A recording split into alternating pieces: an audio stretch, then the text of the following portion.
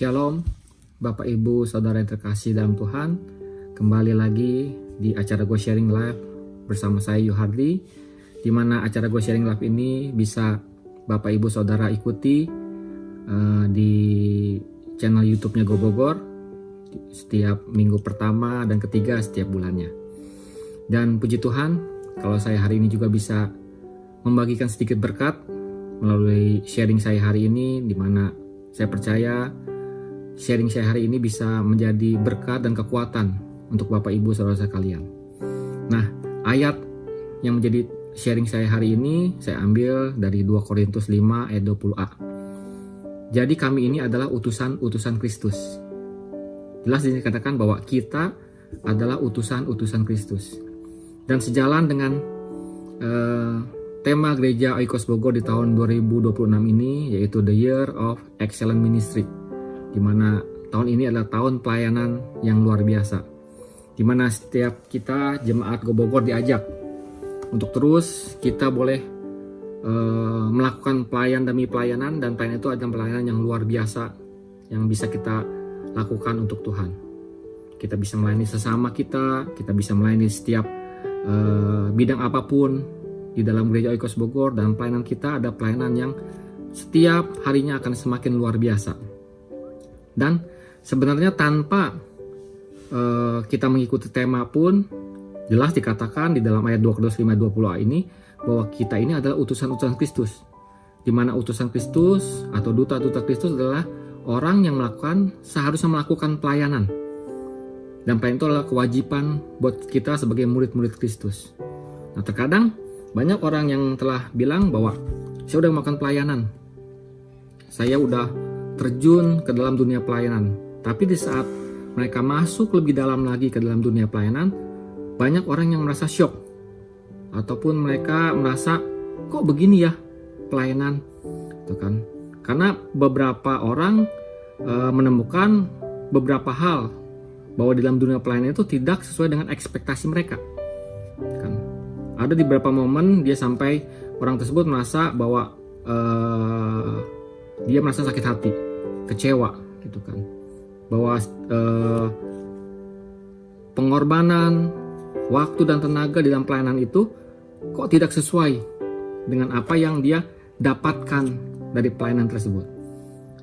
Kenapa seperti itu? Ya karena memang ada beberapa orang yang melakukan pelayanannya ya dengan tidak motivasi yang sesuai dengan kebenaran firman Tuhan. Nah, padahal dikatakan di dalam firman Tuhan di dalam 1 Petrus 3 ayat 13-14, dan siapakah yang akan berbuat jahat terhadap kamu jika kamu rajin berbuat baik? Tetapi sekalipun kamu harus menderita juga karena kebenaran, kamu akan berbahagia. Sebab itu janganlah kamu takuti apa yang mereka takuti, dan jangan gentar. Nah, jelas dikatakan kalau memang kita menderita karena kebenaran, kita harus berbahagia. Nah, makanya yang saya katakan bahwa di mana ada orang-orang yang melakukan pelayanan, dan mereka pada awalnya pelayanan mereka mungkin semangat, berapi-api, tapi makin kesini pelayanan yang mereka lakukan semakin kendor, semakin surut, burn out. Bahkan banyak beberapa orang yang mundur dari pelayanan. Yang saya katakan bahwa pelayanan yang mereka lakukan bukan pelayanan yang memiliki motivasi yang tulus, yang murni untuk melayani Tuhan, untuk melayani sesama. Tapi ada agenda tersembunyi dari setiap mereka melakukan pelayanan tersebut, sehingga mereka merasa kecewa, merasa kok seperti ini ya pelayanan yang udah saya lakukan, gitu. Tidak sesuai dengan apa yang saya harapkan. Mereka berkata seperti itu. Nah, di sharing saya hari ini, saya ingin mau berbagi sedikit sharing untuk Bapak Ibu sekalian, di mana ada dua hal, itu kan, yang harus kita tanamkan, harus kita ingat, di mana kita melakukan pelayanan itu dan kita tidak menjadi kecewa di kemudian hari. Artinya pelayanan yang kita lakukan semakin hari harusnya semakin terus bertumbuh, terus luar biasa, seperti yang menjadi tema di Gereja Go Bogor ini selama tahun 2026, dan akan terus berlanjut di tahun-tahun berikutnya. Nah, hal yang pertama saya katakan bahwa dalam pelayanan sebenarnya sama seperti kegiatan dunia lainnya, tidak ada bedanya. Kita akan berhadapan dengan manusia-manusia yang biasanya egois, gitu kan, menghadapi orang-orang yang tidak baik, yang masih suka melakukan hal-hal tercela. Orang-orang yang suka manipulatif dan suka memanfaatkan kebaikan kita. Nah, hal pertama itu harus kita ingat, bahwa kita diperhadapkan oleh orang-orang yang memang sifatnya seperti itu.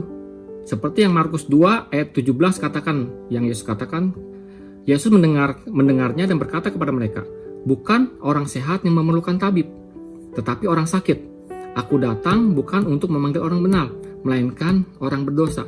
Nah, di saat kita melakukan pelayanan, ya kita akan berhadapan dengan orang-orang yang dikatakan seperti Yesus bilang, bahwa kita akan dihadapkan bahwa orang-orang yang berdosa, orang-orang yang tidak benar, orang-orang yang sakit.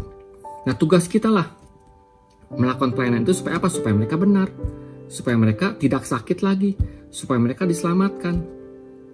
Ya, itu saya katakan bahwa di saat kita melakukan pelayanan, kita akan menghadapi orang-orang yang sifatnya egois, orang-orang yang melakukan hal-hal yang tercela, orang-orang yang tidak sempurna dalam kehidupan mereka. Jadi artinya jangan kita menjadi orang-orang yang baper melakukan pelayanan, karena apa yang kita lakukan adalah untuk menolong mereka. Itu hal yang pertama. Dan hal yang kedua adalah di saat kita masuk ke dalam pelayanan, kita akan dipertemukan, gitu kan, dengan orang-orang yang sama-sama melakukan pelayanan tapi motifnya berbeda. Orang-orang yang motifnya bukan murni untuk melayani, namun sebenarnya mereka hanya mau mencari nama dan pujian. Nah, hal kedua ini kita akan diperhadapkan dengan teman-teman sepelayanan kita yang mungkin motivasinya berbeda. Mereka akan saling sikut-sikutan dengan kita, mereka akan saling mungkin menjatuhkan, karena yang saya katakan motivasi mereka adalah motivasi yang tidak murni untuk melakukan pelayanan untuk Tuhan. Pelayanan mereka adalah pelayanan yang mencari pujian.